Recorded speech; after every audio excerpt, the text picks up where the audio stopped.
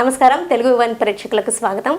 అందం, ఆత్మవిశ్వాసం, ఆరోగ్యంతోడైతే వారికి ఆకాశమే సరిహద్దు. ఒకప్పుడు అందాన్ని దేవుడిచ్చిన వరంగా భావించేవారు. కానీ నేడా పరిస్థితి లేదు. పుట్టుకతో వచ్చే లోపాలైనా, ప్రమాదవశాత్తు ఏర్పడే లోపాలైనా, తీరైన కనుముక్కు తీరు లేకపోయినా, శరీర ఆకృతి సరిగ్గా లేకపోయినా, చర్మ సంబంధ సమస్యలున్నా కాస్మెటిక్ సర్జరీలతోటి, ట్రీట్మెంట్స్ తోటి చక్కటి పరిష్కార మార్గాలు చూపిస్తున్నారు. అవేంటో తెలుసుకోవడానికి Rivera cosmetic and laser surgery centre doctor Thota Venkat గారు మనతో ఉన్నారు. ఆయన అడిగి మరిన్ని వివరాలు తెలుసుకుందాం. Hello sir, welcome to this show. Hello, I'm doctor Venkat Thota, plastic surgeon from Rivera cosmetic and laser surgery centre, Himayat Nagar, Hyderabad. మా సెంటర్లో చేసేటటువంటి కాస్మెటిక్ ప్రొసీజర్స్ అన్నీ కూడా డే కేర్ ప్రొసీజర్గా చేయడం జరుగుతుంది. ఇవి hair transplantation, rhinoplasties, dimple creation, జాగ్ సంబంధించినటువంటి surgeries, breast augmentation, reduction, liposuctions మరియు అబ్డామినోప్లాస్టీ, ఇవన్నీ కూడా డే కేర్ ప్రొసీజర్గా పెర్ఫామ్ చేస్తాము. ఇవే కాకుండా లేజర్కి సంబంధించినటువంటి laser hair removal and black or tattoo removals కూడా మా క్లినిక్లో పెర్ఫామ్ చేస్తాము. డాక్టర్ తోటా వెంకట్ గారు, ఫస్ట్ ఇది చెప్పండి, అసలు ఈ కాస్మెటిక్ సర్జరీస్ ఎవరికి అవసరం, ఎప్పుడు చేయించుకోవాలి, ఏ సర్జరీలు ఎక్కువగా చేస్తూ ఉన్నారు? అంటే ప్రతి మనిషి కూడా సైకలాజికల్గా ఒక ఫీలింగ్ ఉంటుంది కొంతమందిలో, ఒక కవళికలు బాగాలేవని, దీని మూలంగా సొసైటీలో కొన్ని ప్రాబ్లమ్స్ ఫేస్ చేస్తున్నామని సైకలాజికల్గా ఫీల్ అవ్వడం, చిన్నప్పటి నుంచి వాళ్ళు అద్దంలో చూసుకున్నప్పుడల్లా కూడా సరిగా బాగుండేదేమో, లేదు సో అండ్ సో పర్సన్ లాగా ఉంటే బాగుంటుందేమో అనేటటువంటి కాంప్లెక్స్ కూడా డెవలప్ అవుతుంది. సో దానికి తోడుగా సపోజ్ వాళ్ళ ఫ్రెండ్స్ కూడా కొంతమంది ఎవరన్నా కామెంట్ చేశారనుకోండి, అడ్వర్స్ కామెంట్స్ ఏమన్నా, నిక్ నేమ్స్ కూడా పెడుతూ ఉంటారు. దాంతో వాళ్ళ మైండ్లో అది బాగా పాతుకుపోతుంది. సో ఇటువంటి ఏమైనా కరెక్ట్ చేయించుకోవడానికి వీలవుతుందా, కరెక్ట్ చేయించుకుంటే బెటర్గా ఉంటుంది కదా అనే ఉద్దేశంతో ముఖంలో కానీ శరీరంలో కానీ కాస్మెటిక్ సర్జరీస్ అంటే హెయిర్ ట్రాన్స్ప్లాంటేషన్ దగ్గర నుంచి, హెయిర్ దగ్గర నుంచి కాళ్ళు వేరు వరకు, అంటే బ్రోటన్ వేలు, ఏవైనా వేళ్ళు సరిగ్గా లేకపోయినా కూడా చేయించుకుంటూ ఉంటారు. అంటే ఏవి ఎక్కువగా చేయించుకుంటూ ఉంటారు, వేటి సక్సెస్ రేట్ ఎక్కువగా ఉంటుంది? కామన్గా మన ఇండియన్స్లో కామన్గా చేయించుకునేటటువంటి సర్జరీ ఇంతకుముందు రైనోప్లాస్టీ అండి. అంటే ముక్కు సంబంధించినటువంటి సర్జరీస్. ఎందుకంటే వీఆర్ నిగ్రాయిడ్ రైస్. సో మనకు కొంచెం మన నోస్ వెస్టర్న్ పీపుల్, కాకేషియన్స్ రేసెస్లో ఉండే విధంగా షార్ప్గా ఉండదు. సో దాన్ని షార్ప్గా చేయించుకుంటే ఫేస్లో చాలా చేంజెస్ వస్తాయనేటువంటి అభిప్రాయం ఒకటి ఉంటుంది. సో ఆ ఉద్దేశంతో రైనోప్లాస్టీ చేయించుకోవడానికి ఇంతకుముందు బాగా వచ్చేవాళ్ళు. అంటే ఇప్పుడు కూడా ఆ నెంబర్ వస్తుంది. కాకపోతే దానికంటే ముందు ఇప్పుడు ఇంకోటి ఏం జరిగిందంటే, ఈ మధ్యన ఒబేసిటీ మూలంగా కానివ్వండి, లేకపోతే వాళ్ళ బాడీ షేప్ బాగాలేదని కానివ్వండి, దాంతో లైపోసెక్షన్స్ అనేటువంటి బాగా ప్రచారంలోకి వచ్చింది. అంటే వివిధ భాగాలలో డిపాజిట్ అయినటువంటి కొవ్వు పదార్థాన్ని తీసేయడం మూలంగా they will get better shape. So overall గా బాడీ కాకుండా కొన్ని పార్ట్స్ లో ఉన్నప్పుడు ఎక్కువగా అక్యుములేట్ అయినప్పుడు దాన్ని సరి చేయించుకుంటే వాళ్ళ షేప్ బెటర్ గా ఉంటుంది అనే ఉద్దేశంతో చాలా మందికి ఉంటుంది. అది ఇంతకుముందు ఈ సర్జరీస్ లేకుండే. సో ఆఫ్ లైట్ ఒక 15-20 ఇయర్స్ నుంచి ఇది బాగా ప్రచారంలోకి వచ్చింది. సో చాలామంది, అంటే పర్టికులర్లీ ఫ్రాన్స్లో అక్కడ బాగా కామన్గా చేసేవాళ్ళు. సబ్సిక్వెంట్గా స్టేట్స్లో, తర్వాత western countries, most of the కంట్రీస్లో చేయడం మొదలుపెట్టారు. తర్వాత మన దగ్గర కూడా చేస్తున్నారు. ఈ కాస్మెటిక్ సర్జరీస్ ప్రపంచవ్యాప్తంగా చేస్తున్నారు. ఇన్ఫ్యాక్ట్ అదర్ కంట్రీస్లో కొంచెం ఎక్కువగా కూడా జరుగుతూ ఉంటాయి. ఇప్పుడు మన దేశంలో ఎక్కువగా చేయించుకుంటున్నారు. అయితే ఈ స్టాండర్డ్స్ అన్నీ కానీ, లేకపోతే మన దేశంలో, మన హైదరాబాద్లో కార్పొరేట్ హాస్పిటల్స్ స్టాండర్డ్స్ కానీ, ఇప్పుడు Riviera cosmetic and laser surgery centre ఉంది, మీ స్టాండర్డ్స్ కానీ అన్నీ ఒకేలాగా ఉంటాయా? ఒకవేళ మీలాంటి వాళ్ళ దగ్గర చేయించుకుంటే ఎలాంటి అడ్వాంటేజెస్ ఉంటాయి, డిసడ్వాంటేజెస్ ఏమన్నా ఉండొచ్చా? ఇప్పుడు ఈ కాస్మెటిక్ సర్జరీస్ అనేటటువంటివి ఏది డిసీజ్ సంబంధించినటువంటి ప్రాబ్లమ్స్ కాదు. అంటే నార్మల్గా ఉండేటటువంటి ఇండివిజువల్స్ వాళ్ళకి వేరే problems most of the time ఏమీ ఉండవు. సో అటువంటి ప్రాబ్లమ్స్ ఏమన్నా ఉంటే వాటిని కరెక్ట్ చేసి చేయడానికి వీలవుతుంది. అంటే by and large they are healthy people. So healthy పీపుల్కి మనకి పెద్ద పెద్ద సెటప్లు కానీ అటువంటి వాటి అవసరమే ఉండదు. అంటే కార్పొరేట్ సెటప్లోనూ చేయించుకోవాలి, లేకపోతే ఎమర్జెన్సీస్ అటువంటి ప్రాబ్లం ఉండదు ఇక్కడ. So most of the time ఇంకోటి మన దగ్గర ఉండే అడ్వాంటేజ్ ఏంటి అని అంటే, కార్పొరేట్ హాస్పిటల్ తీసుకుంటే వాళ్ళకి అయ్యేటువంటి కాస్ట్ అనేది ఏదైతే ఉందో చాలా ఎక్కువగా ఉంటుంది. అంటే ఆల్మోస్ట్ సపోజ్ ఒక సర్జరీకి కార్పొరేట్ హాస్పిటల్లో 2 lakhs అయితే అందులో 50% కాస్ట్ కి మనం చేయడానికి వీలవుతుంది అవే ఫెసిలిటీస్ తోటి. ఎగ్జాక్ట్లీ. ఇంకోటి ఏంటంటే, ఈ కాస్మెటిక్ సర్జరీస్ అనేవి కార్పొరేట్ హాస్పిటల్లో కంటే కూడా ఇండివిజువల్ గా వాళ్ళకు ఉండేటువంటి నేమ్ మీద ఆధారపడి చాలా మంది వస్తూ ఉంటారు. కార్పొరేట్ హాస్పిటల్కి వెళ్తే ఎవరు చేస్తారు ఏమిటి అనేది, హాస్పిటల్లో ఎవరు చేస్తారు అనేది చెప్పలేము. అంటే అక్కడ ఉండేటువంటి సర్జన్ కాస్మెటిక్ సర్జరీస్లో వెల్ వర్స్డా లేదా అనేది చెప్పడం కష్టం. బట్ ఇండివిజువల్గా వాళ్ళకు ఉండేటటువంటి నేమ్ను బట్టి సో రెస్పాన్స్ తీసుకునే అవకాశం ఉంటుంది. సో వాళ్ళకు ఉండే ఎక్స్పీరియన్స్ని బట్టి they will find out and they will come to us. Okay, మీరు అంటే నెంబర్ ఆఫ్ సర్జరీస్ చేశారండి. వీటన్నిటిలో మీకు ఫీడ్బ్యాక్ గమనించినప్పుడు సాటిస్ఫాక్షన్ లెవెల్స్ ఎలా ఉంటున్నట్టుగా గమనించారు? అంటే యూజువల్గా చాలా మందిలో నియర్లీ 70-80% ఆఫ్ ది పీపుల్ హ్యాపీగా ఉంటారండి. అంటే ఇంకొక 20-30% ఎందుకు హ్యాపీగా ఉండరు అంటే యాక్చువల్గా అసలు వాళ్ళకి ఉన్న ప్రాబ్లం ఏంటనేది వాళ్ళకి ఎగ్జాక్ట్గా తెలియదు. వాళ్ళు చాలా వేగ్ ఫీలింగ్ తోటి వస్తారు. అంటే డాక్టర్ గారు వచ్చేసి నన్ను అందంగా చేయండి అని అంటారు. సో అందంగా చేయండి అనేటటువంటి వర్డ్ ఏదైతే ఉందో ఈ డజంట్ హ్యావ్ ఎనీ సెన్స్. అంటే అందం అనేది ఒక్కొక్క పర్సన్కి ఒక్కొక్క విధంగా ఉంటుంది. సో అంటే మనం చూసే వాళ్ళ ఐస్ని బట్టి ఆధారపడి ఉంటుంది. అంటే beauty lies in the eyes of the behold అని. So that is exactly applicable here. So అటువంటి వాళ్ళ కాన్సెప్ట్ సరిగా లేనప్పుడు మనం ఒకసారి వాళ్ళకి కొంచెం ఎక్స్ప్లెయిన్ చేసి చెప్తాము. అంటే ఈ విధంగా చేయించుకోండి, దీని మూలంగా కొన్ని మీకు ఇట్ లుక్స్ బెటర్ అని. సో అటువంటి చేస్తాం. చేసిన తర్వాత స్టిల్ దే ఫీల్ అరే ఐఎమ్ నాట్ హ్యాపీ అనే ఫీలింగ్ ఉంటుంది వాళ్ళలో. సో అందుకని వాళ్ళు కొంచెం డిసాటిస్ఫై అవకాశం ఉంటుంది. ఆ 20-30% ఆఫ్ ది పీపుల్ సర్జరీ తర్వాత ఇలా ఉంటారు అని ఇమేజెస్ చూపించడం కానీ వాళ్ళకి ఎలాగైనా మీరు ఒక ఐడియా వచ్చేటట్టు ఏమన్నా చూపిస్తూ ఉంటారు? చేయొచ్చండి. అటువంటి సాఫ్ట్వేర్ కూడా ఉందండి. సో అంటే మనకి ప్రీ ఆపరేటివ్గా ఉన్నదాన్ని సిస్టంలో ఫీడ్ చేసేసి దానికి కావాల్సిన చేంజెస్ ఏమిటి గ్రాఫిక్స్ ద్వారా చూపించడం అనేది. సో అది ఒక aspect. But by and large ఎట్లా ఉంటుందంటే సర్జరీ చేసిన తర్వాత ప్రతి ఇండివిజువల్ కూడా అంటే ఒక్కొక్కళ్ళ శరీరం ఒక విధంగా రెస్పాండ్ అవుతుంది. సో ఆ రెస్పాన్స్ ఏ విధంగా ఉంటుందనేది ఒకసారి చెప్పడం కష్టం.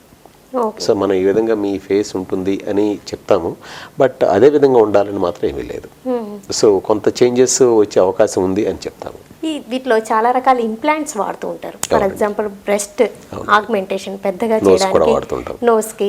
ఈ ఇంప్లాంట్స్ అనేవి ఎప్పుడు సేఫ్గానే ఉంటాయా? వాటి వల్ల ఏమన్నా సైడ్ ఎఫెక్ట్స్ ఉండే రిస్క్ ఉంటుందా? పర్టికులర్లీ కామన్గా ఇంతకుముందు రైనోప్లాస్టీకి ఇంప్లాంట్స్ కామన్గా యూజ్ చేసేవాళ్ళం. So relatively they are very small implants and most of these implants are made up of silicon material. ఆ సిలికాన్ మెటీరియల్ అనేది చాలా లీస్ట్ రియాక్టివ్ మెటీరియల్. దాంతో రిజెక్షన్ ఛాన్సెస్ అనేది ఆల్మోస్ట్ 0.1%. అంటే ఒక 1000 మందికి చేస్తే ఒకళ్ళకి అది రిజెక్షన్ ఛాన్స్ రావచ్చు. సో అటువంటి వాళ్ళల్లో అది ఎవరికి వస్తుంది ఎవరికి రాదు అనేది చెప్పడం కష్టం. అంటే వాళ్ళకి ఈ టాబ్లెట్స్ పడదు కాబట్టి వాళ్ళకే వస్తుంది అనేది అటువంటిది ఏమీ లేదు. అంటే టాబ్లెట్ కొంత సైడ్ ఎఫెక్ట్స్ ఉంటాయి కాబట్టి ఎక్కడో చోట దీనికి కూడా ఉండొచ్చు. జరగచ్చు. అయితే ఈ సర్జరీస్ అన్నిటినీ కానీ లేదా ఈ ట్రీట్మెంట్స్ కానీ లేజర్తో ఇచ్చి ఇవన్నీ డే కేర్ ప్రొసీజర్స్ ఏమన్నా సర్జరీ ఒక పెద్ద లెవెల్లో చేసే సర్జరీస్ అనుకోవచ్చు? ఒకటండి కాస్మెటిక్ సర్జరీస్ కొన్ని మేజర్ సర్జరీస్ వీ కెన్ ఒక 7-8 అవర్స్ చేసే సర్జరీస్ ఉన్నాయి. 3 అవర్స్ కామన్గా చేసేటటువంటి 2-3 అవర్స్లో అయిపోయే సర్జరీస్ ఉన్నాయి. సో అంటే సపోజ్ ఆర్థోగ్నాటిక్ సర్జరీస్ ఉన్నాయనుకోండి, orthognathic surgeries they take quite longer time. So దవడలకు సంబంధించినటువంటి సర్జరీస్. సో అవి కూడా చేయడానికి ప్రాబ్లం లేదు. సో 7-8 అవర్స్ సర్జరీ అయినా కూడా మనకి పెద్ద ప్రాబ్లం ఉండదు. కాకపోతే వాళ్ళ పోస్ట్ ఆపరేటివ్ పీరియడ్ కొంచెం హెక్టిక్గా ఉంటుంది కాబట్టి కొంచెం ఎక్కువ ఒక 1 or 2 days ఎక్స్ట్రా స్టే ఉండాల్సి ఉంటుంది అంతవరకే. కానీ బై అండ్ లార్జ్ చేసిన తర్వాత ఈ కాస్మెటిక్ ప్రొసీజర్స్ అన్ని కూడా మిగిలిన కాస్మెటిక్ ప్రొసీజర్స్ అన్ని కూడా 24 to 48 hours డిశ్చార్జ్ చేసేయచ్చు. ఈ కాస్మెటిక్ సర్జరీస్ ఎన్నో రకాలుగా జరుగుతూ ఉంటాయి కదండి. అసలు ఒక ఐడియా కోసం బిఫోర్ అండ్ ఆఫ్టర్ ఎలా ఉంటారు అది చేయించుకున్న వాళ్ళ ఇమేజెస్ కొన్ని ఒకసారి చూద్దాం. ఈ లైపోసెక్షన్ ఇది అబ్డామినోప్లాస్టీ అండి. అబ్డామినోప్లాస్టీ అంటే ఈమె షీఈస్ మదర్ ఆఫ్ 2 kids. చూడండి ఎంత అంటే మామూలుగా ఈ ల్యాక్స్ అబ్డామినల్ వాల్ అంతా కూడా ల్యాక్స్ అయిపోయి సాగ్ అయిపోయింది. పొట్ట పెద్దగా వదులుగా అయిపోయి సాగ్ అయిపోయింది. అంటే ఈమెకి ఉన్న రెక్టస్ మజిల్స్ అవన్నీ కూడా సాగిపోయి బాగా సాగ్ అయిపోయింది. లైపోసెక్షన్ ఎక్కువగా చేస్తూ ఉంటారు కదండి. లైపోసెక్షన్లో కొవ్వుని తీసేయడంతో పాటు మరి ముఖ్యంగా ప్రెగ్నెన్సీ ఆఫ్టర్ డెలివరీస్ తర్వాత సాగ్ అయిన స్కిన్ పర్టికులర్గా లేడీస్లో ఎక్సెస్గా ఉండే స్కిన్ని కూడా తీసేయడం అలా కూడా కుదురుతుందా? అవునండి. అబ్డామినోప్లాస్టీ ఆర్ టమ్మీ టక్ అంటే అదేనండి. ఇక్కడ ఈ as for as this patient is concerned ఈమెకి ఆల్మోస్ట్ ఈ అంబులైకస్ నుంచి కింద వరకు ఉన్న పార్ట్ అంతా కూడా తీసేసామండి. ఇక్కడ నుంచి ఇంతవరకు కూడా ఈ పార్ట్ అంతా కూడా తీసేసి ఈ పైన ఉన్న ఫ్లాప్ని కిందికి తీసుకొస్తాము. అంటే ఈ అంబలైకస్ స్టాక్ని సెపరేట్ చేసేసి మళ్ళీ సెపరేట్ హోల్ నుంచి తీసుకొచ్చి దిస్ ఇస్ హర్ అపియరెన్స్. ఇది approximately before and after after అండి. ఓకే, డ్రాస్టిక్ చేంజ్ రావడం కాకుండా షేప్ కూడా వచ్చింది. ఓకే, అంటే చేయించిన వెంటనే రిజల్ట్స్ ఉండవండి, ఒక కొంచెం టైం కొంత టైం తీసుకుంటుందండి. అంటే పర్టికులర్లీ అబ్డామినల్ మజిల్స్ ఏవైతే ఉన్నాయి వాటికి స్ట్రెంగ్త్ రావడానికి వాళ్ళ పేషెంట్, మనం సర్జరీ చేసిన తర్వాత కూడా పేషెంట్ సైడ్ నుంచి, ఆ పర్సన్ సైడ్ నుంచి వాళ్ళు కొంత ఎక్సర్సైజ్ చేయాల్సి వస్తుంది, అబ్డామినల్ ఎక్సర్సైజెస్. అవి చేస్తే కానీ బెటర్ షేప్ రావడానికి అవకాశం ఉంటుంది, స్ట్రెంగ్త్ అవుతాయి. ఓకే, ఈ బ్రెస్ట్కి సంబంధించినవి కూడా ఈ మధ్య బాగా చేయించుకుంటున్నారండి, ఆగ్మెంటేషన్ కానీ రిడక్షన్ కానీ. అంటే ఈ ప్రెగ్నెన్సీ తర్వాత, డెలివరీస్ తర్వాత బ్రెస్ట్కి సంబంధించి కూడా చాలా చేంజెస్ జరుగుతూ ఉంటాయి ఉమెన్లో. కొంతమందికి చిన్నగా అయిపోవడం, పెద్దగా అవడం, వాటికి కూడా ఎలాంటివి జరుగుతుంది? అంటే యూజువల్ కామన్గా పర్టికులర్లీ డెలివరీస్ అయిపోయిన తర్వాత డ్యూరింగ్ ప్రెగ్నెన్సీ టైము, లాక్టేషన్ టైంలో గ్లాండ్స్ అన్ని హైపర్ట్రఫీ అవ్వడం మూలంగా ఎంగార్జ్మెంట్ అయి ఉండి సైజ్ పెద్దగా ఉంటుంది. అవి ఒకసారి లాక్టేషన్ పీరియడ్ వీనింగ్ అయిపోయిన తర్వాత ఈ గ్లాండ్స్ ఏవైతే ఉన్నాయో అవన్నీ కూడా అట్రఫీ అవుతాయి. సో అవి అట్రఫీ అవ్వడం మూలంగా బ్రెస్ట్ అంతా కూడా సాగినట్టుగా అయిపోయి సాఫ్ట్గా తయారవుతుంది.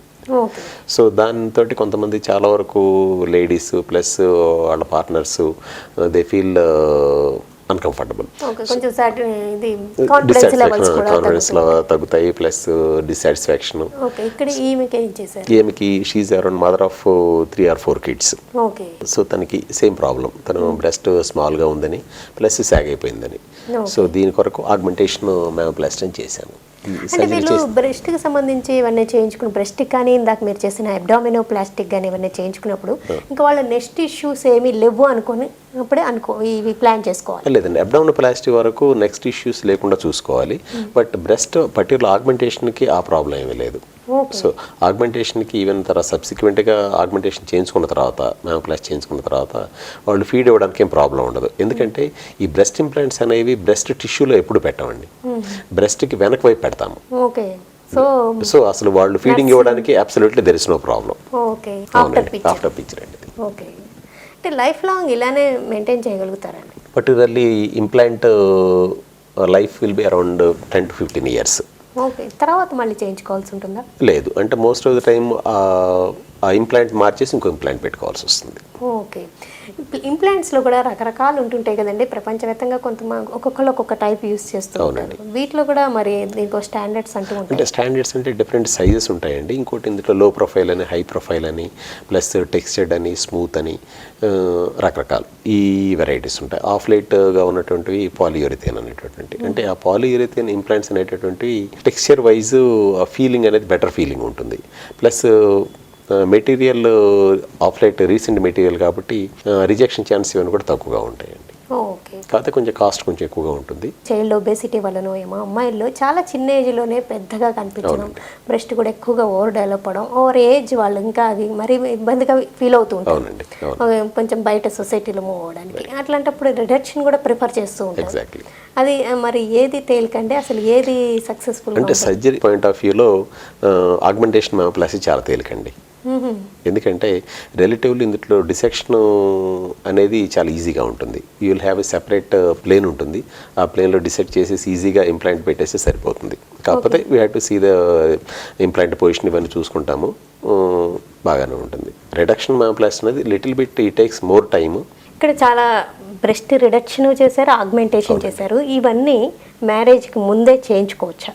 అంటే పిల్లల్ని కనక ముందు బ్రెస్ట్ రిడక్షన్ కానీ తగ్గించుకోవడం కానీ పెంచుకోవడం కానీ ముందే చేయించుకోవచ్చా? ఏమైనా ప్రాబ్లమ్స్ ఎదురవచ్చు? ఆగ్మెంటేషన్ వరకు ఎప్పుడు చేయించుకున్న ప్రాబ్లం లేదండి. కాకపోతే రిడక్షన్ మ్యామోప్లాస్టీ చేసిన తర్వాత ప్రెగ్నెన్సీ వస్తే ఫీడింగ్ ఇవ్వడానికి వీలు కాదు. ఎందుకంటే రిడక్షన్ చేసినప్పుడు ఈ లాక్టిఫెరస్ డక్ట్స్ ఏవైతే కట్ అవుతాయి. సో వాళ్ళలో ఫీడింగ్ ఇచ్చే ఛాన్స్ ఉండదు. కష్టమా? అసలు ఛాన్సే ఉండదు, కొంచెం ఇబ్బంది. ఓకే, కొంతమంది మేల్లో హార్మోనల్ బ్యాలెన్స్ వల్ల, రకరకాల ప్రాబ్లమ్స్ వల్ల, అయితే కొంచెం ఒబేస్గా ఉండే వాళ్ళలో కూడా బ్రెస్ట్ ఎక్కువగా ఉన్నట్టుగా, అక్కడ ఫ్యాట్ ఎక్కువగా చేరడం, వాళ్ళు చాలా ఇబ్బంది పడడం, టీ షర్ట్స్ అవి వేసుకోలేకపోవడం, ఇలాంటివి మీరు చూస్తూ ఉంటారు. వాళ్ళకు కూడా చేయొచ్చండి. అంటే పర్టికులర్లీ ఈ ఒబేసిటీ మూలంగా కానివ్వండి, లేదు జెనెటిక్ ఎగ్జాక్ట్ అండి, ఇది జెనెటిక్ ప్రీడిస్పోజిషన్ కానివ్వండి, లేదు ఒబేసిటీ తర్వాత బేరాటిక్ సర్జరీ చేయించుకున్న తర్వాత కానివ్వండి. ఈ బ్రెస్ట్ ఆల్మోస్ట్ ఈ కుర్రాడికి is engineering student, his breast was almost 15-16 years girl కొన్నంత బ్రెస్ట్ అంత సైజ్ ఉంది, almost it is hanging. So ఇతనికి సర్జరీ చేశాము. రిడక్షన్ మ్యాప్లాస్ చేశాము with perioral incision most of the time మేము ఇచ్చేటువంటి incision it is very inconspicuous incision ఇక్కడ ఈ చుట్టూ ఇస్తాము ఇక్కడ దానివల్ల తెలియదు ఎగ్జాక్ట్లీ అండి. అంటే ఇది ఐడెంటిఫై చేయడం చాలా కష్టం, కాకపోతే మా సర్జరీ చేయడానికి ఎక్కువ టైం పడుతుంది, but it gives best result. Okay, ఈ నోస్ జాబ్స్కి రిలేటెడ్గా ఒక పిక్చర్ చూపిస్తారా?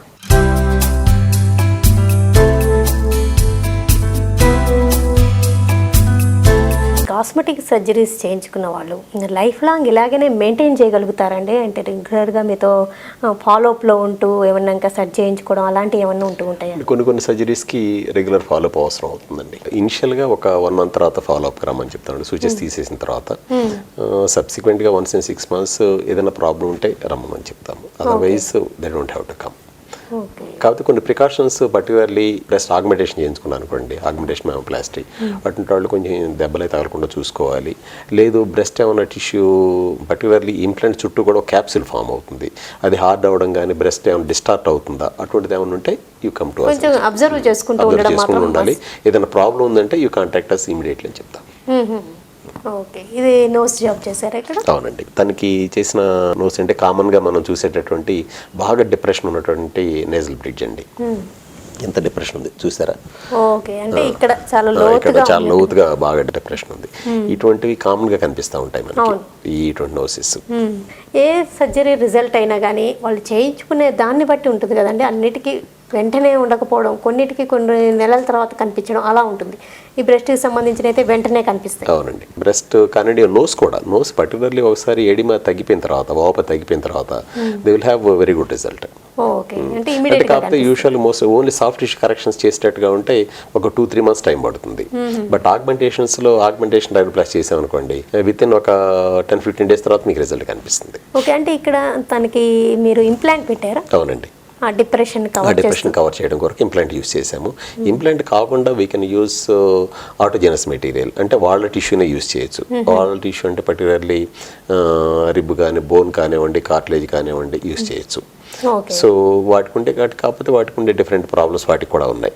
అంటే బోన్ అనుకోండి, మనం పెట్టినప్పుడు బోన్ బాగానే ఉంటుంది ఆగ్మెంటేషన్కి, బట్ బోన్ అబ్జర్వ్ అయ్యే ఛాన్స్ ఉంటుంది. సో ఎంత అబ్జర్వ్ అవుతుంది అనేది మన కంట్రోల్లో ఉండదు. ఒకసారి పెట్టేటప్పుడే మన కంట్రోల్లో ఉంటుంది, కానీ పెట్టిన తర్వాత మన కంట్రోల్లో ఉండదు. ఒకసారి టోటల్గా 100% కూడా డిసప్పేర్ అయ్యే ఛాన్స్ ఉంటుంది. సో ఇప్పుడు వాళ్ళు మార్పులు జరుగుతూ ఉంటాయి కదండి శరీరంలో. మీరు ఏదైనా కరెక్షన్ చేశారు, వాళ్ళ శరీరంలో మార్పులు జరుగుతూ ఏజ్తో పాటు వచ్చే చేంజెస్ ఉండొచ్చు, అయితే వెయిట్ పుటాన్ అవ్వచ్చు, వెయిట్ లాస్ అవ్వచ్చు. మీరు చేసిన సర్జరీ యొక్క రిజల్ట్ వీటన్నిటికీ అతీతంగా ఉంటుందా, అలాగే రిజల్ట్ సేమ్గా ఉంటాయా? పర్టికులర్ రైనోప్లాస్టీకి వస్తే పెద్ద చేంజెస్ ఏమి ఉండవు, ఎందుకంటే నోస్లో వచ్చేటటువంటి చేంజెస్ ఏమి ఉండవు పెద్దగా, ఏజ్ తోటి పాటుగా వచ్చేటటువంటివి. సో అవి అట్లానే ఉండిపోతాయి. బట్ వేరే సర్జరీస్లో దే విల్ చేంజ్.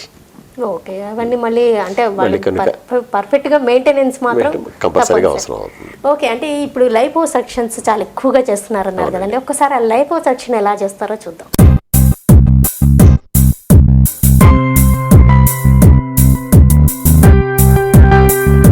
మగవారిలో అధికంగా పేర్కొన్నటువంటి కొవ్వు ఈ పొట్ట భాగంలో అధికంగా చేరడం మూలంగా మిగిలిన భాగం అంతా కూడా సన్నగా ఉన్నా కానీ ఈ భాగంలో వికారంగా కనిపించడం జరుగుతూ ఉంటుంది. దీన్ని లైపోసక్షన్ ద్వారా తీసివేయడం మూలంగా వాళ్ళల్లో బెటర్ షేప్ అంటే ఆకృతి అనేది బాగా రావడానికి అవకాశం ఉంటుంది. సో ఈ పార్ట్ని లైపోసక్షన్ ద్వారా సరి చేస్తాం. ఇప్పుడు లైపోసక్షన్ థియేటర్, ఆపరేషన్ థియేటర్ అవన్నీ చూసాం కదండి. అంటే ఈ లైపోసక్షన్ ఒక మేజర్ సర్జరీ లాగా అనుకోవచ్చు అండి? మేజర్ సర్జరీ అండి, మేజర్ సర్జరీ అండి. ఎనస్థీషియా ఇచ్చి చేస్తాము. అంటే స్మాల్ ఏరియాస్ అయితే లోకల్ ఇన్ఫిల్ట్రేషన్ ఇచ్చేస్తాము, అంటే ఒక ఆర్మ్స్ అలాగా లాగ్ ఉన్న వాళ్ళకి స్మాల్ ఏరియాస్ అయితే. బట్ కొంచెం లార్జ్ ఏరియాస్ ఎక్కువ amount of fat, around 2 liters 3 liters fat తీయాలనుకోండి, definitely you have to go for anaesthesia. ఎంత టైం అనేది ఎంత ఫ్యాట్ తీయాలన్న దాని మీద ఆధారపడి ఉంటుంది. కానీ ఈ ఫ్యాట్ తీయడంలో కూడా ఒక లిమిటేషన్ ఉంటుంది కదండి? అవునండి, అంటే most of the time more than 5-6 liters కంటే ఎక్కువ తీయకూడదు. ఓకే, ఒక సింగిల్ సిట్టింగ్ ఎక్కువ లావుగున్నా కానీ వాళ్ళు నెంబర్ ఆఫ్ సిట్టింగ్స్ కి రావాల్సి ఉంటుంది. అంటే దాన్ని సీక్వెన్షియల్ లైపోసక్షన్ అని అంటాము. So that is always safer. Okay, results మాత్రం వాళ్ళు ఇంకా కొన్ని మంత్స్ పడుతుంది. అవునండి, అంటే most of the times liposuction చేసిన తర్వాత మనం స్కిన్ కింద ఫ్యాట్ తీసేస్తాం. తీసిన తర్వాత ఆ స్కిన్ ఏదైతే ఉందో అది సాగ్ అవుతుంది. సో ఆ సాగ్ అయిన స్కిన్ మళ్ళీ నార్మల్ స్టేజ్కి రావడానికి ఒక 6 months టైం పడుతుంది. ఓకే. ఈ లైపోసెక్షన్కి వీటిని యూజ్ చేస్తారండి, వీటిని ఏమంటారు? అంటే ఇది మామూలుగా ఇన్ఫిల్ట్రేషన్ క్యాండిల్ అంటామండి దీన్ని. అంటే ఈ ఫ్లూయిడ్ ఇందులో ఇంతకుముందు డ్రై టెక్నిక్ అని చేసేవాళ్ళు, ఇప్పుడు వెట్, సూపర్ వెట్ టెక్నిక్స్ అని చేస్తాము. అంటే మామూలుగా టుమిసెంట్ ఫ్లూయిడ్ అని ఉంటుంది. టుమిసెంట్ ఫ్లూయిడ్ అంటే రింగర్ లాక్టెడ్గా నార్మల్ సెలైన్ 1 లీటర్లో ఒక 1 ఆంపియల్ 1/1000 ఎటర్నల్ ఆంపియల్ ఒకటి యాడ్ చేస్తాము. ప్లస్ పెయిన్ కొంచెం ఉందనుకుంటే ఉంటుంది, పోస్ట్ ఆపరేటివ్ పెయిన్ తగ్గాలి అనుకుంటే జైలికన్ అనేది ఒక లోకల్ అనెస్థెటిక్ యాడ్ చేస్తాము. దీనికి అరౌండ్ 2 to 3 cc 2% జైలికన్ యాడ్ చేస్తామండి. సో లిక్విడ్ని లోపలికి ఇంజెక్ట్ చేస్తాము. చేసిన తర్వాత మామూలుగా అక్కడ ఏం జరుగుతుందంటే ఈ టుమిసెంట్ ఫ్లూయిడ్ అంతా కూడా స్ప్రెడ్ అవుతుంది. స్ప్రెడ్ అయ్యి అమాంగ్ ఫ్యాట్ సెల్స్ అవన్నీ బాగా ఎన్లార్జ్ అవుతాయి. ఎన్లార్జ్ అయిన తర్వాత ఈ క్యాన్లాస్ అంటాం ఇవి ఈ క్యాన్లాస్ని ఏం చేస్తామంటే they will be connected to ఈ end connected to the suction apparatus. Negative suction వచ్చే వరకు almost 1 atmospheric pressure negative suction వస్తుంది ఆ మెషిన్లో. సో ఇది ఈ టూ అండ్ ఫ్రో మోషన్స్కి this is called suction assisted liposuction. Suction assisted holes పెట్టి బాడీలోకి ఈ సైజ్ ఆఫ్ హోలే పెడతామండి. అంటే అరౌండ్ 2 to 3 millimeters ఇన్సెషన్ ఇస్తాము. ఇచ్చేసి ఆ సబ్క్యూటేనియస్ ప్లేన్లో ఇది పాస్ చేస్తాము. ఫ్యాట్ ఉన్న ఏరియాలోకి పాస్ చేసేసి ఈ టోన్ ప్రమోషన్స్ తోటి ఏమవుతుందంటే ఆ ఫ్యాట్ సెల్స్ ఏదైతే ఇంత ముందు ఫ్లూయిడ్ ఇంజెక్ట్ చేసామని చెప్పాను కదా, ఆ ఫ్లూయిడ్ ఇంజెక్ట్ చేసిన ఫ్యాట్ సెల్స్ ఏవైతే అవన్నీ బ్రేక్ అవుతాయి. బ్రేక్ అయ్యి లిక్విడ్ ఫ్యాట్ బయటకు వస్తుంది.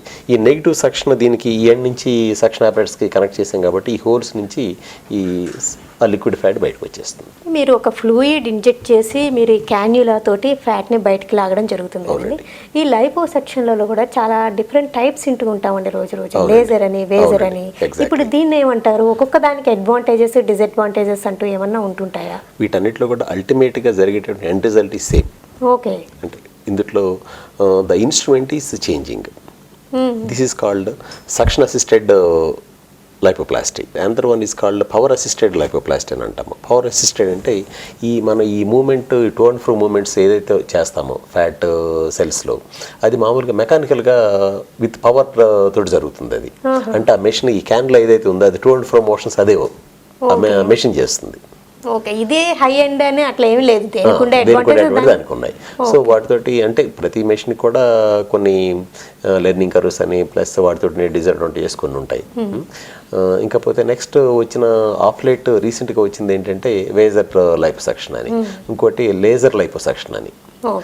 వేజర్ లైపోసక్షన్ అనేది మామూలుగా రేడియో ఫ్రీక్వెన్సీ వేవ్స్ పంపిస్తాము ఆ క్యాన్, దాంతో ఆ ఫ్యాట్ సెల్స్ బ్రేక్ అవుతాయి. బ్రేక్ ఎక్కడ ఎవరికి ఏది అవసరం అది యూజ్ చేస్తూ ఉంటారండి. ఓకే. రకరకాల చర్మ సంబంధ సమస్యలే కానీ లేకపోతే పుట్టుమచ్చలు, పెట్టుడు మచ్చలు లైక్ టాటూస్, వీటన్నిటికీ మీరు లేజర్స్ ఉపయోగిస్తారా? అవి ఎలా ఉపయోగిస్తారో ఒకసారి చూద్దామండి.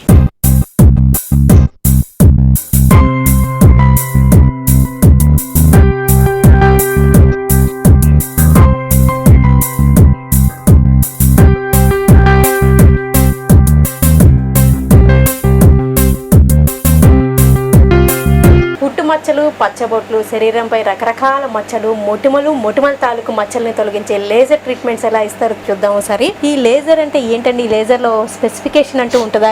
QHD యాగ్ లేజర్ అనేది ఒక పర్టికులర్ లేజర్ ఇది. అంటే లేజర్ వల్ల కళ్ళకి ఎలాంటి ఎఫెక్ట్ లేకుండా ఇవి పెడతారండి? అంటే పేషెంట్ షీల్డ్ అండి, అంటే కళ్ళు బ్లాక్ చేయడం కొరకు ఇది యూజ్ చేస్తాం. ఓకే. కళ్ళ చుట్టూ మచ్చలు ఉన్నప్పుడు ఏం చేస్తారు? అప్పుడు ఏం చేస్తామంటే కళ్ళ ఐస్ కార్నియల్ షీట్స్ ఉంటాయి, షీట్స్ అని అవి పెడతాము. అవి పెట్టేసి దాన్ని వేలుకో. ఓకే. మధ్య పార్ట్ని కవర్ చేస్తే చాలు, మిగతా కన్నేమి దెబ్బతినదు. ఓకే. ఈ లేజర్ వల్ల ఎలాంటి ఇబ్బంది ఉండదండి? మంట పుట్టడం కానీ, కాలుతున్నట్టుగా ఉండడం ఎలా ఉంటుంది అసలు లేజర్? అంటే మామూలు ఇప్పుడు సపోజ్ ఇది ఉందనుకోండి ఈ మెషిన్, ఇందులో ఇది హై పవర్డ్ మెషిన్ ఇది పెట్టుకోండి. అంటే ఇందులో పవర్ అనేది జ్యూల్స్ లో వస్తుంది, జ్యూల్స్ లో ఉంటుంది. Depending upon the problem will set the dose. పుట్టు మచ్చలకైతే ఒక విధంగా, టాటూస్ కి అయితే ఒక విధంగా, అట్లానే హెయిర్ అన్వాంటెడ్ హెయిర్ కి అయితే ఒకటి, ఇంకా పిగ్మెంటెడ్ మార్క్స్ ఉన్నాయనుకోండి వాటికి ఒక విధంగా, స్కిన్ రిజ్యూనేషన్ ఒక విధంగా డిఫరెంట్ వేవ్ లెంగ్స్ సెట్ చేస్తాము, ఫ్రీక్వెన్సీ సెట్ చేస్తాము. సెట్ చేసి దాని ప్రకారం డోసేజ్ ఇస్తాము. అంటే పాస్ అయినప్పుడు ఎలా ఉంటుంది? ఇప్పుడు ఈ మెషిన్ ఉందనుకోండి, this hand piece is for pigment relations. Is ND YAG long pulse QHD laser ఇది. సో దీంతో కామన్గా tattoos plus pigment moles, black moles కానివ్వండి, లేదు నీవస్ కానివ్వండి, బై బర్త్ వచ్చేటువంటి కొన్ని మోల్స్, వాటిని తీసేయడం కొరకు ఇది యూజ్ చేస్తాము. కాకపోతే ఒక సిట్టింగ్ కాదు, patient requires multiple sittings. Okay, అదే ఎంత డార్క్ ఉంటే అన్ని సిట్టింగ్స్.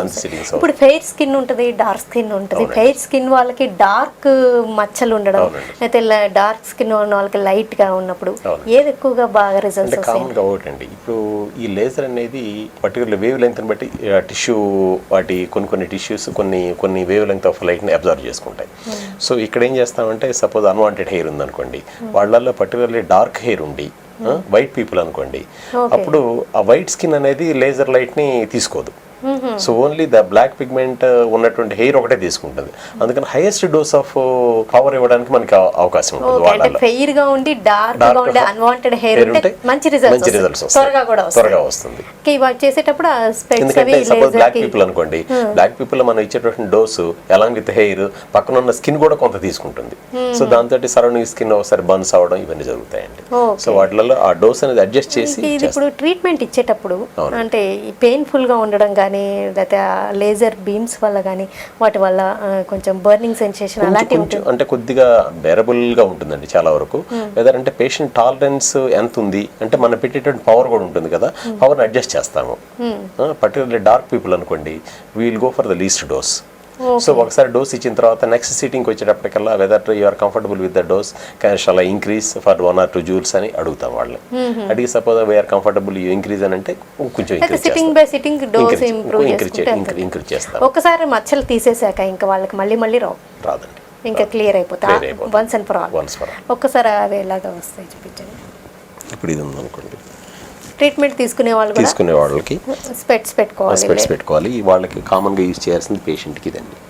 అది ఐ షీల్డ్ యూజ్ చేస్తాము. యూజ్ చేసి మనకి సపోజ్ టాటూ ఈ ఎంత ఏరియాలో ఉందనుకోండి, సో దాన్ని ఎక్స్పోజ్ చేస్తాము.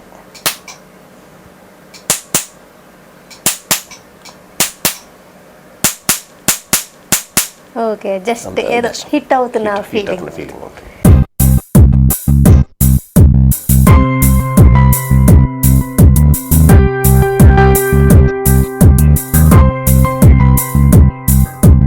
పట్టొచ్చింది ట్రీట్మెంట్ కి? 5 minutes. Just 5 minutes. సిట్టింగ్ ఎన్ని డేస్ గ్యాప్? యూజువల్ గా ఈ క్యూసిచ్ లేజర్ కి we give 2 weeks time. Various unwanted hair కానివ్వండి వీటికన్నిటికి 3 weeks గ్యాప్ ఉండాలి. ఓకే, అంటే thermal relaxation time 2 to 3 weeks gap తోటి కొన్ని number of sittings 5 or 6 sittings వస్తాయి. ఈ ట్రీట్మెంట్ 5 to 6 minutes తీసుకుంటే రిజల్ట్స్ కనిపిస్తాయి. అంటే ఈ మచ్చలకి మోటిమలకి కూడా ట్రీట్మెంట్ తీసుకోవచ్చు. మోటిమలకి పర్టికులర్ వాటిని స్టెరిలైజ్ చేయడం కొరకు యూజ్ చేస్తాము. అంటే యాక్టివ్ యాక్నే ఉన్నాయనుకోండి, యాక్టివ్ యాక్నే స్టెరిలైజ్ చేయడం కొరకు. వేరే స్టెరిలైజ్ చేయడం వల్ల ఏం జరుగుతుందంటే ఆ స్కార్స్ అయితే వస్తాయో అవి తక్కువగా వస్తాయి. ఆ స్కార్ డెప్త్ అయితే తక్కువగా ఉంటుంది. సో యాక్టివ్ యాక్నేలో ఆ విధంగా యూజ్ చేస్తాం లేజర్. ఓకే, ఈ లేజర్స్ తో తీసేయలేని మచ్చలు అంటూ ఏమన్నా ఉంటాయా? సో డీపర్ లేజన్స్ ఉంటే ఒకసారి పోవండి. అంటే సపోజ్ పిగ్మెంటరీ మార్క్స్, కొన్ని కంజనిటల్గా ఉండేటువంటి lesions, epidermis, even superficial dermis వరకు పోతాయండి. అదే డీపర్ డర్మిస్ అంటే we'll call it reticular dermis. So ఒక్కోసారి రెటికులర్ డర్మిస్ వరకు ఎక్స్టెండ్ అయ్యి ఉంది. ఇంకా డీపర్ తగిలిన దెబ్బ కానీ కాలిన గాయాలు కానీ అలాంటి మచ్చలు తీసేయడం కుదురుతుంది? ఒకటండి, కాలిన గాయాలు కూడా వాటి పిగ్మెంటేషన్ ఏమైనా ఉంటే అంటే పోస్ట్ ట్రామాటిక్ పిగ్మెంటేషన్ అంటాం, వాటిని కొంతవరకు లేజర్తో తీసేయడానికి అవకాశం ఉంటుంది. మొటిమలే కాకుండా మొటిమల తాలూకు మచ్చలే కాకుండా పిట్స్, గుంటలు ఏర్పడుతూ ఉంటాయి. అంతేకాకుండా చికెన్ పాక్స్ వచ్చినప్పుడు కూడా చిన్న గుంటలు ఏర్పడుతూ ఉంటాయి, అవి కూడా తీసేయచ్చు? అవి తీయడానికి వీలు పడదండి. అంటే కాకపోతే ఏంటంటే ఆ కలర్ పిగ్మెంటేషన్ ఏదైతే ఉందో దాన్ని తగ్గించడం కొరకు ప్రయత్నం చేయొచ్చు. ఇంకా సమాధాన కాస్మెటిక్ ట్రీట్మెంట్స్ ఉంటాయి. యూజువల్ డైమండ్ డెర్మాబ్రేషన్ అని యూజ్ చేస్తాము. అవన్నీ కూడా ఇక్కడ చేస్తాం. అవన్నీ కూడా వాళ్ళకి ఏమి కావాలంటే అవన్నీ చేయగలరు రివేరా కాస్మెటిక్ లేజర్ సర్జన్. అంటే ఒక మనిషి తీరైన శరీర ఆకృతి కానీ కనుముక్కు తీరు కానీ వద్దనుకున్న మచ్చలు తీసేయడం కానీ లేకపోతే మొటిమలు, అన్వాంటెడ్ హెయిర్, లేకపోతే వాళ్ళకి కొన్ని రకాల కాస్మెటిక్ ట్రీట్మెంట్స్, లేజర్స్ కానీ కాస్మెటిక్ సర్జరీ కాకుండా సమాధాన కాస్మెటిక్ ట్రీట్మెంట్స్ కూడా అన్నీ ఇక్కడ మన రివేరా కాస్మెటిక్ లేజర్ సర్జరీ సెంటర్లో అవైలబుల్. వాళ్ళని అండర్ వన్ రూఫ్. అంటే వాళ్ళకి ఎలా కావాలంటే అలా తయారు చేసి పంపించి వాళ్ళకి ఆత్మవిశ్వాసాన్ని నింపి పంపిస్తారని మీ సర్జరీ సెంటర్ గురించి వివరాలు తెలియజేసినందుకు థ్యాంక్స్ అండి. మా తెలుగు వన్ ప్రేక్షకులందరి తరపున మీకు శుభాకాంక్షలు.